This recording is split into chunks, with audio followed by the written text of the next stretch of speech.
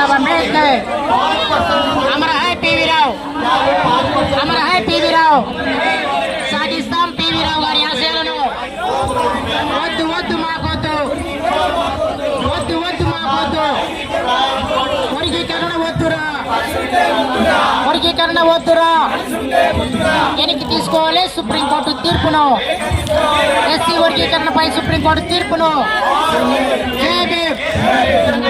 ఈరోజు ఎస్సీ వర్గీకరణకు వ్యతిరేకంగా ఏదైతే సుప్రీంకోర్టు తీసుకున్నటువంటి నిర్ణయం ఉన్నదో ఆ నిర్ణయం మాకు అనుకూలంగా లేకపోగా ఉద్యోగుల మీద డిమాండ్ తీసుకొచ్చి ఉన్న రిజర్వేషన్లను ఊడబీకే విధంగా ఆ జడ్జ్మెంట్ కాపీలో ఉంది. 7 జడ్జిల తీర్మానంలో చాలా త్రివేది గారు, చాలా త్రివేది గారు మేడం గారు చాలా స్పష్టంగా చెప్పారు, ఈ తీర్పు భారత రాజ్యాంగానికి వ్యతిరేకం, భారత రాజ్యాంగానికి కట్టుబడి ఏ తీర్పైన ఇవ్వాల్సిన అవసరం ఉంది, దేశాన్ని రక్షించాల్సినటువంటి సుప్రీంకోర్టు న్యాయమూర్తుల మీద ఈ దేశ భవిష్యత్తు యొక్క ఆధారపడి ఉంటుంది. కాబట్టి ఆర్టికల్ 347 సవరణ చేయకుండా, అమెండ్మెంట్ చేయకుండా, పార్లమెంట్ లో 2/3 మెజారిటీ బిల్ పెట్టకుండా, నువ్వు నిజంగా ఈ యొక్క అమెండ్మెంట్ చేయకుండా ఏదైనా చట్టం చేయదలుచుకుంటే, ఏదైనా తీర్పు ఇవ్వాలనుకుంటే 7 జడ్జిలు ఏకగ్రీవంగా సుప్రీంకోర్టు ఎందుకు స్పష్టమైన తీర్పు ఎందుకు ఇవ్వలేకపోయారని చెప్పి మేము అడుగుతా ఉన్నాం. ఎందుకు ఈ రాష్ట్రాలకి చేసుకునే అధికారాన్ని ఇచ్చారు? రాష్ట్రాలు ఏ విధంగా ఈ యొక్క తీర్పులు తీసుకుంటారు?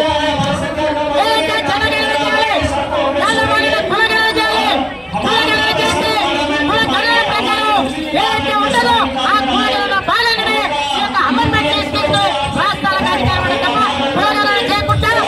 రేవంత్ రెడ్డి గారు ఆదా మేఘాల మీద ఆయన సొమ్మేదో చెట్టున్నట్టుగా, ఆయన సొమ్ము మొత్తం ఏదో పంచుతున్నట్టుగా ప్రగల్భాలు పలికి వెంటనే అమెండ్మెంట్ చేస్తారు. మరి అసెంబ్లీలో తీర్మానం చేసి 29 రాష్ట్రాల్లో మొట్టమొదటి వ్యక్తిని నేనే, నాకే పేరు రావాలి, ఈ మాలమాదిగలు కలవకుండా, ఈ జాతులు కలవకుండా, మాలమాదిగలు కలవకుండా రేవంత్ రెడ్డి ఖబర్దాన్ని ఘోషణ విత్తం సారికి ఎన్నికల్లో చెప్పి చెప్తాను. అదేవిధంగా ఈ రోజు మా చంద్రన్న గారు మొట్టమొదటిసారి ఢిల్లీలో అన్ని సంఘాలను కూడా ఏకం చేసి వారి యొక్క మొట్టమొదటి కార్యక్రమానికి అన్ని సంఘాలన్నీ కూడా పక్కన పెట్టి వారి యొక్క పెద్ద దిక్కుగా ఉన్నటువంటి వారి నాయకత్వంలో ఈ రోజు అందరూ కూడా వారి పక్షాన చేయడం మేమందరం కూడా జేఏసీ చేసి కుల సంఘాలన్నీ కూడా పక్కన పెట్టి మేము చంద్రన్న గారి యొక్క ఆధ్వర్యంలో మేమందరం ఏకమైతా ఉన్నాం. ఈ రోజు అని చెప్తా ఉన్నాం.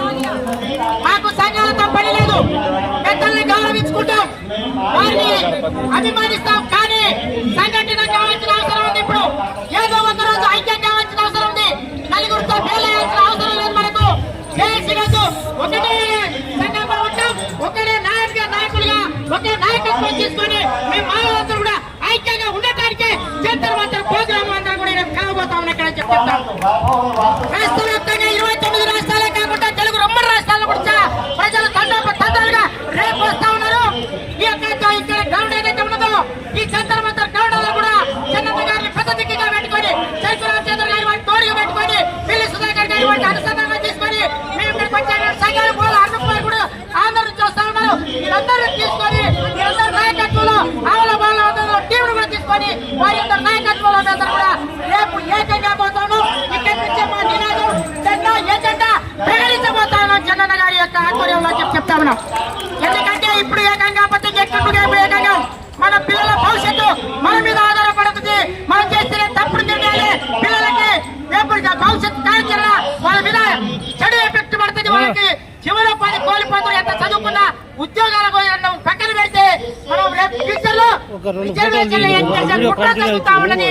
ఈ దేశంలో మనువాద శక్తులకు కొమ్ము కాసినటువంటి సుప్రీం తీర్పుని మేము వ్యతిరేకిస్తూ ఆల్రెడీ మన ఒకళ్ళు పిల్లేశారు. మరి 7 మెన్ కమిటీ తీర్పు తర్వాత 9 మెన్ కమిటీ ఉంటుంది, 11 మెన్ కమిటీ ఉంటుంది, 15 మెన్ కమిటీ ఉంటుంది.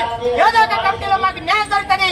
భారత రాజ్యాంగం ప్రకారం భారత రాజ్యాంగాన్ని కట్టుబడి భారత రాజ్యాంగ విలువల్ని కాపాడే విధంగా మాలమానాన్ని తీసుకుంటది.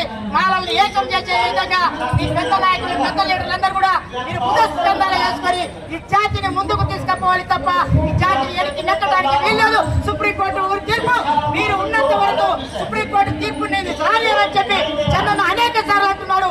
వచ్చిన తీర్పు అదే ఏదైతే ఆ 5 జడ్జిలతో వచ్చిన తీర్పుని ఇప్పటిదాకా అడ్డుకున్నాం చంద్రన్న గారి నాయకత్వంలో. ఇప్పుడు మళ్ళా 7 మ్యాన్ కమిటీ మనకి వ్యతిరేకంగా వచ్చింది.